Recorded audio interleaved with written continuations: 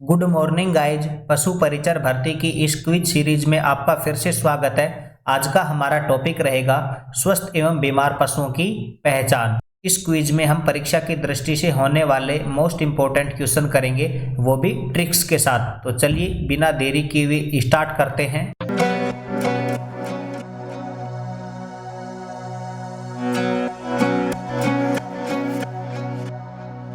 Question first, निम्नलिखित में से स्वस्थ पशु का लक्षण है। ऑप्शंस देखिए। बाह्य संवेदक के प्रति पूरी तरह संवेदनशील नहीं रहता है, तो ये हमारा यहाँ पर ऑप्शन गलत हो जाएगा, क्योंकि जो भी स्वस्थ पशु होता है वो बाह्य संवेदक के प्रति पूरी तरह से संवेदनशील होता है, वो उसे देखकर कुछ न कुछ हरकत करता है। ऑप्शन बी, जुगाली कम करता है या लार गिरती रहती है, तो ये भी हमारा ऑप्शन गलत हो जाएगा, क्योंकि स्वस्थ पशु हमेशा जुगाली करता है और लार भी नहीं गिरती है। ऑप्शन सी, आंखें चमकदार या सचेत होती हैं, तो यही हमारा इस क्वेश्चन का राइट आंसर हो जाएगा। ऑप्शन सी, आंखें चमकदार और या सचेत होती हैं स्वस्थ पशु की। यदि पशु बीमार या अस्वस्थ होगा तो उसकी आंखें चमकदार नहीं होंगी और उसकी आंखों से तरल या गाढ़ा पानी निकलता रहेगा।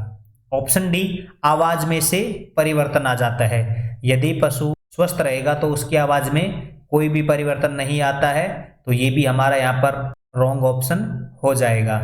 क्वेश्चन 2, अगर गाय को मलाशय में जख्म हो तो उसका शारीरिक तापक्रम ज्ञात किया जाता है। ऑप्शंस देखिए। मलाशय, योनि, पीछे की दोनों टांगों के मध्य में रखकर, या ऑप्शन डी, उपरोक्त में से कोई नहीं। तो इसका राइट आंसर हो जाएगा ऑप्शन बी, योनि।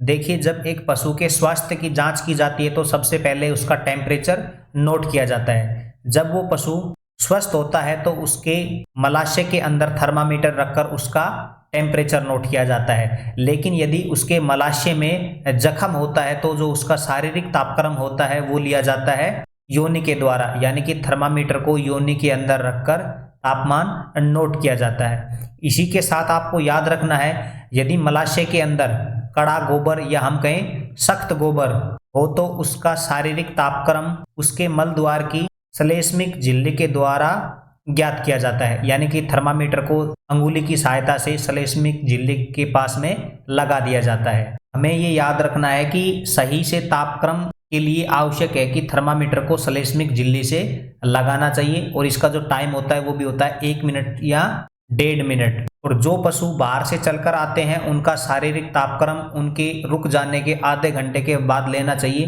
क्योंकि जब वो चलकर आते हैं तो उनका शरीर गर्म हो जाता है, जिसके कारण यदि हम तापमान नोट करेंगे तो वो अधिक आएगा। जैसे घोड़े को 2 घंटे विश्राम के बाद में उसका शारीरिक तापक्रम लिया जाता है। चलिए नेक्स्ट क्वेश्चन पर। क्वेश्चन 3, एक स्वस्थ गाय या भैंस का तापक्रम है। ऑप्शंस देखिए। 100 degree Fahrenheit, 101.5 degree Fahrenheit, 103.5 degree Fahrenheit, 107 degree Fahrenheit. तो यहाँ पर हमारा राइट आंसर हो जाएगा ऑप्शन बी, 101.5 डिग्री फ़ारेनहाइट।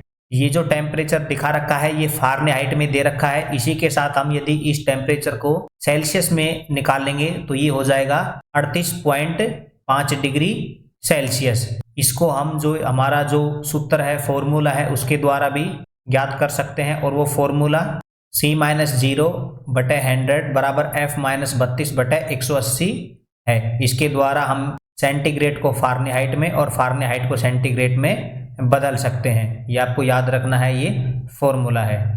अब यदि ये तापक्रम 1 डिग्री सेंटीग्रेड या हम कहें 2 डिग्री फ़ारेनहाइट बढ़ जाए तो जो तापमान हो जाएगा वो क्रिटिकल तापमान हो जाएगा। जो 101.5 डिग्री फ़ारेनहाइट या हम कहें 38.5 डिग्री सेल्सियस तापमान है, ये तो एक गाय और भैंस का औसतन तापमान है। यदि 39.5 डिग्री सेंटीग्रेड हो जाए या तापमान 103.5 डिग्री फ़ारेनहाइट हो जाए तो वो तापमान क्रिटिकल तापमान हो जाएगा। चलिए नेक्स्ट क्वेश्चन पर। क्वेश्चन 4, गाय भैंसों की नाड़ी गति किस धमनी से ज्ञात की जाती है। ऑप्शंस देखिए। फेशियल धमनी, फेमोरल धमनी, ऑक्सीजियल धमनी, रेडियल धमनी।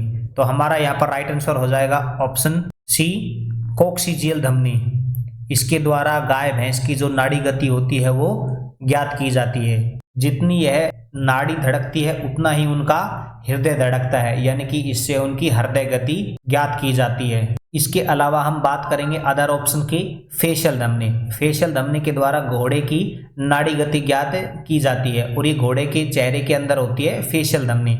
देखिए इसके नाम से ही पता चल रहा है फेशियल धमनी, फेशियल, फेस यानी चेहरा, यानी कि फेशियल धमनी घोड़े के चेहरे में होती है जिसके द्वारा घोड़े की नाड़ी गति ज्ञात की जाती है। इसी के साथ में जो भेड़ और बकरी होते हैं उनकी नाड़ी गति फेमोरल धमनी से ज्ञात की जाती है और ये फेमोरल धमनी उनकी जांग में होती है। देखिए यहाँ आपको दिख रहा होगा फीमर यानी कि जांग, यानी कि फेमोरल धमनी, इनके द्वारा भेड़ और बकरी की नाड़ी गति ज्ञात की जाती है। और कॉक्सिजियल धमनी के द्वारा गाय और भैंस की, जो कि हम इस क्वेश्चन में ही डिस्कस कर चुके हैं। इसी के साथ जो रेडियल धमनी के द्वारा नाड़ी गति ज्ञात की जाती है वो की जाती है मनुष्य की, और ये जो रेडियल धमनी मनुष्य में होती है ये मनुष्य के हाथ की कलाई पर होती है। अब हम बात करेंगे जो ये नाड़ी गति होती है 1 मिनट में कितनी बार धड़कती है। तो सबसे पहले हम बात करेंगे घोड़े की। घोड़े की जो नाड़ी गति होती है वो होती है 32 से 40 बार प्रति मिनट। इसी के साथ भेड़ और बकरी इन दोनों की एक समान होती है 70 से 80।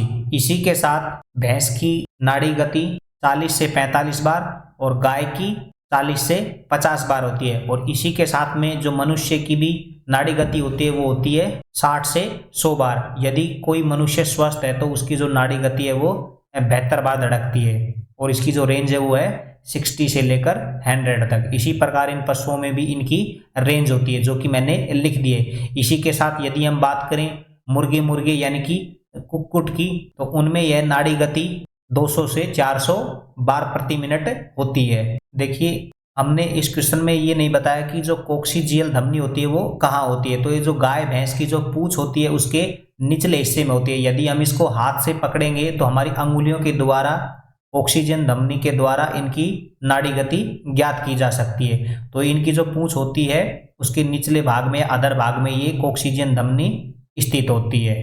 चलिए नेक्स्ट क्वेश्चन पर। क्वेश्चन 5, महिषय वंशीय पशु की श्वसन दर है। देखिए महिषय का मतलब होता है जो भैंस, यानी कि जो भैंस वंश है उसकी श्वसन दर है। और ये श्वसन दर क्या होती है कि 1 मिनट के अंदर जो भी सजीव श्वास लेता है और फिर उसे छोड़ता है तो इस क्रिया को कहा जाता है श्वसन दर। और ये भैंसों की कितनी होती है ये इस क्वेश्चन में पूछा गया है। तो ऑप्शंस देखिए 5 से 7 बार प्रति मिनट, 12 से 20 बार प्रति मिनट, 16 से 18 बार प्रति मिनट और 20 से 25 बार प्रति मिनट। तो हमारा यहाँ पर राइट आंसर हो जाएगा ऑप्शन सी, 16 से 18 बार प्रति मिनट। और ये होती है भैंस की, जिसकी नाड़ी गति या हम कहें हृदय गति जितनी अधिक होती है उसकी श्वसन दर भी उतनी ही अधिक होती है। तो देखिए पिछले क्वेश्चन में हमने बात की थी कि जो गाय की जो नाड़ी गति है वो होती है 40 से 50 बार और भैंस की 40 से 45 बार, यानी कि गाय की नाड़ी गति तेज होती है भैंस की तुलना में, तो जिसके कारण गाय की श्वसन दर भी अधिक होगी। तो जो गाय की श्वसन दर होती है वो 20 से 25 बार होती है। चलिए नेक्स्ट क्वेश्चन पर।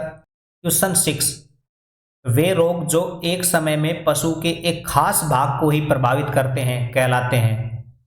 ऑप्शंस देखिए, संसर्ग रोग, चिरकालीन रोग, स्थानीय रोग, साधारण रोग। तो हमारा यहाँ पर राइट आंसर हो जाएगा ऑप्शन सी, स्थानीय रोग कहलाते हैं, जो कि पशु के एक खास भाग को ही प्रभावित करते हैं। जैसे मैं कहूँ फोड़ा या फुंसी, या इसी के साथ हम दूसरी बीमारी कह सकते हैं हर्निया, जो कि पशु के एक खास भाग पर ही होती है। इसी के साथ हम बात करेंगे अदर ऑप्शंस की। ऑप्शन ए, संसर्ग रोग।